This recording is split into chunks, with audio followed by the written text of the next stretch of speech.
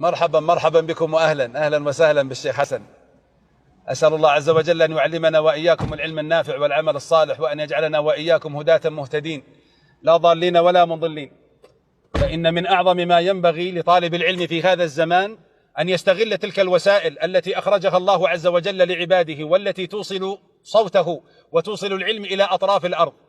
فلا ينبغي ترك هذا المجال لأهل الباطل مطلقا، فإن أهل الباطل ما تركوا شيئا من مجالات التقنية إلا واستغلوها في نشر باطلهم.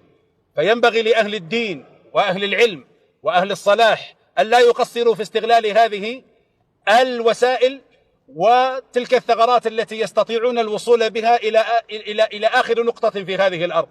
فإن العالم بسبب هذه الوسائل أصبح كالقرية الصغيرة التي يستطيع آخر من في الدنيا أن يسمع آخر من فيها من الطرف الآخر بضغطة زر.